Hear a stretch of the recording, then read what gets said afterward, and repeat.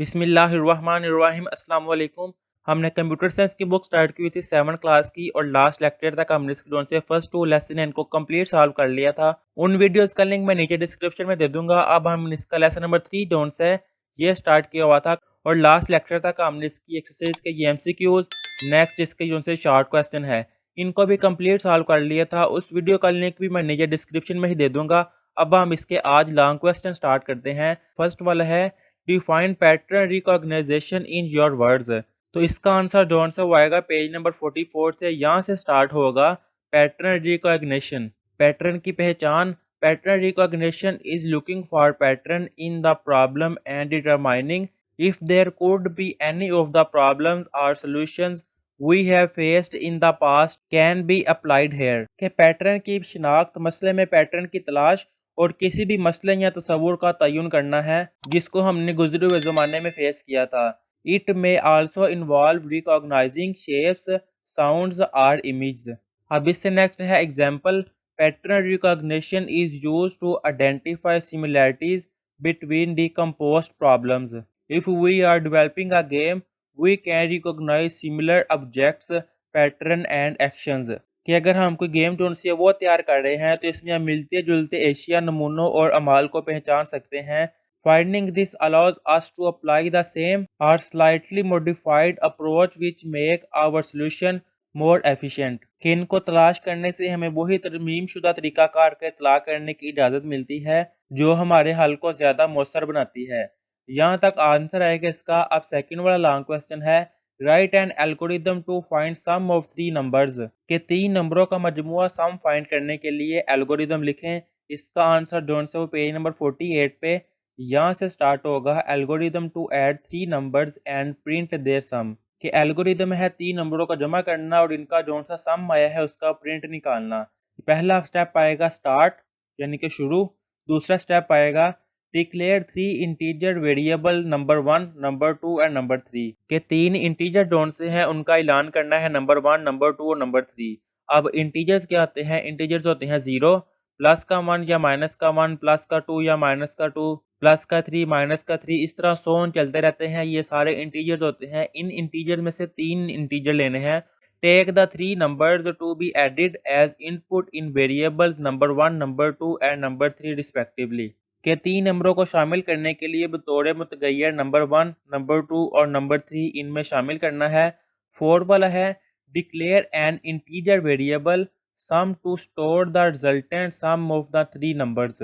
के 3 नंबरों के नतीजे में जमा करने के लिए एक इंटीजर का ऐलान करें। अब इससे नेक्स्ट 5 वाला पॉइंट है add the 3 numbers and store the result in the variable सम।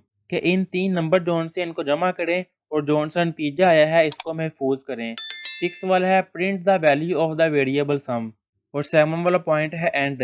यहाँ तक इसका आंसर है एल्गोरिदम। अब इससे नेक्स्ट थर्ड वाला क्वेश्चन है write the algorithm to find whether given number is even and odd.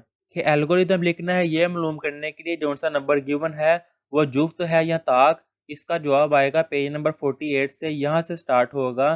First step है स्टार्ट। सेकंड वाला है declare an integer variable number 1 कि हमने कोई भी इंटीजर नंबर लिया है उसको नंबर 1 कह दिया हुआ है। थर्ड वाला स्टेप है take the number to be checked as input is variable number 1। अब इससे नेक्स्ट फोर्थ वाला है declare an integer variable remainder to store the result remainder by 2 of the number. 5 वाला है remainder equal number 1 divided by 2। ये जोन सा divide operator is use to get remainder. कि ये सिंबल जोन सा ये ऑपरेटर है रिमाइंडर हासिल करने का। डिवाइड का ये ऑपरेशन है। यहाँ तक अगर मैं सिंपल अल्फाज में बताऊँ तो कोई हमने अगर इंटीजर लिया है उस इंटीजर को हमने 2 पे डिवाइड करना है। रिमाइंडर का मायने है बाकी। अगर हमारे पास जोन सा वो 0 बच जाए, रिमाइंडर का मायने है बाकी बचना, तो वह नंबर जोन सा इवन है। अगर 0 नहीं बचा तो वो ऑड है। अगली लाइन में ये बता देगा। 6 वाला है check if remainder equal to 0। तो चेक करें जो बाकी बचा है क्या वो 0 है। अगर वो 0 है number is even, otherwise print number is odd. अगर 0 नहीं है तो वो ऑड नंबर है। 7वां है एंड। यहाँ तक इसका आंसर है। अब इससे नेक्स्ट वाला फोर्थ वाला है write down rules of writing a flow chart. कि फ्लो चार्ट लिखने के जोन से रूल्स हैं वो बयान करें पेज नंबर 49 पे, यहाँ से स्टार्ट होगा। We should follow the following rules while drawing a flow chart कि फ्लो चार्ट बनाते हुए हमें द डिजायर्ड उसूलों पर अमल करना चाहिए। फर्स्ट वाला है use conventional flow chart symbol कि रवायती फ्लो चार्ट अलामत इस्तेमाल करें।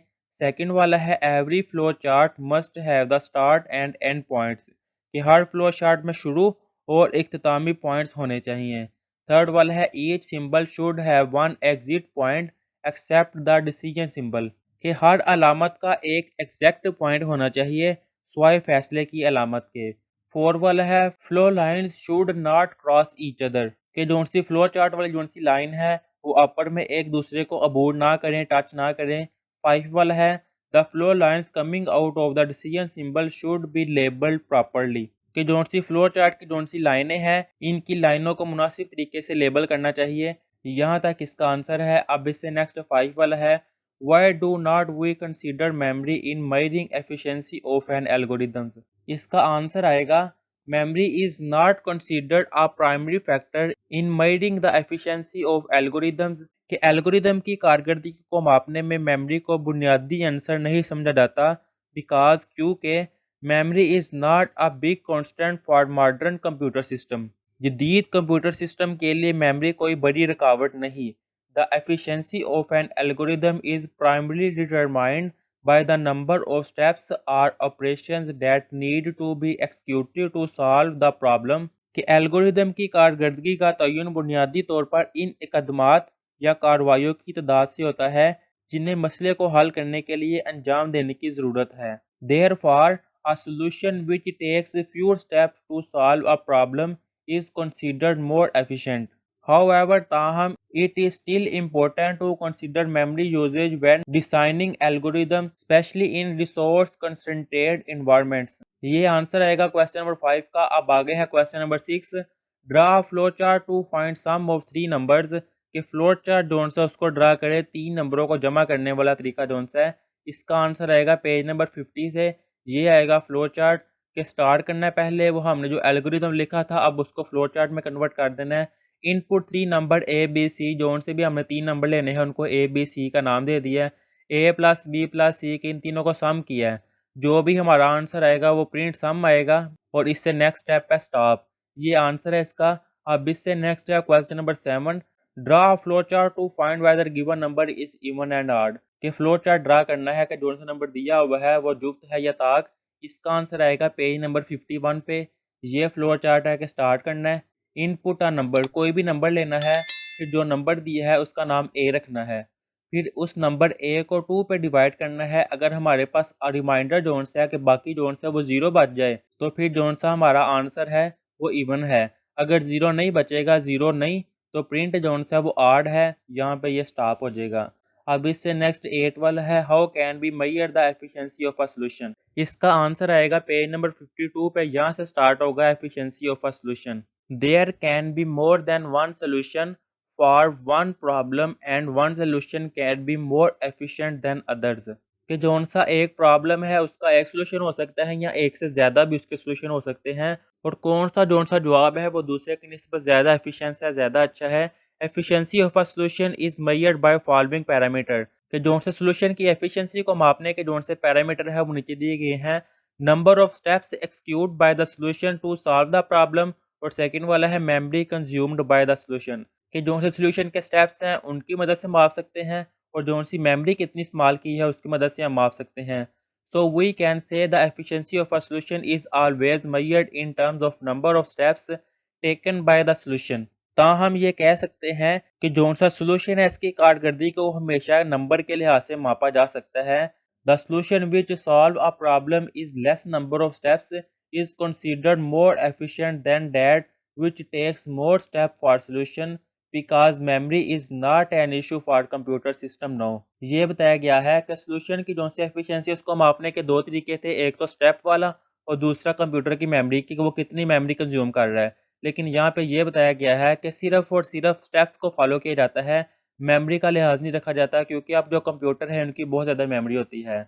यहाँ तक इसका आंसर आएगा। अगर आप इसका आंसर और ज़्यादा लेंथी करना चाहते हैं तो एक ये एग्जांपल दी गई हुई है सोल्यूशन 1 इसके देखें ये 7 स्टेप हैं। अब ये जो सी सोल्यूशन 2 एक ये एग्जांपल दी हुई है इसके 8 स्टेप हैं। अब एनालिसिस करेंगे यानी कि तज्जिया करेंगे तो इसमें यही कह रहा है we can see the solution 1 and solution 2 solving the same problem कि सोल्यूशन 1 और सोल्यूशन 2 में हमने एक जैसी प्रॉब्लम को ही सॉल्व किया है।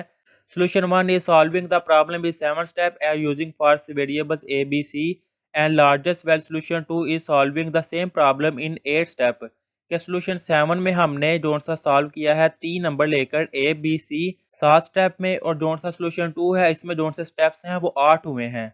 And is using their 3 variables A B C, और इसमें भी 3 वेरिएबल यूज हुए हैं ए बी सी।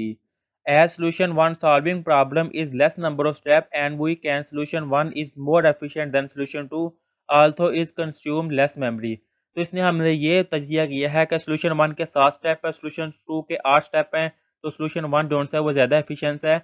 अगर आप ये करना चाहें तो इतना भी कर सकते हैं, लेकिन ये एग्जाम्पल दी गई है। अगर एग्जाम्पल करना चाहते हैं तो आप कर लें, अगर लॉन्ग क्वेश्चन लेंथ ही नहीं करना चाहते तो यहाँ तक भी कर ले। इसमें भी सारा बता दिया गया हुआ है कि किस लिहाज से हम ज़्यादा एफिशिएंसी देख सकते हैं सोल्यूशन की। तो यहाँ तक इसका आंसर आएगा। यहाँ पे हमने चैप्टर नंबर 3 जो है इसको कंप्लीट कर लिया हुआ है। अब नेक्स्ट वीडियो में इसका चैप्टर नंबर 4 करेंगे। तब तक के लिए अल्लाह हाफिज़।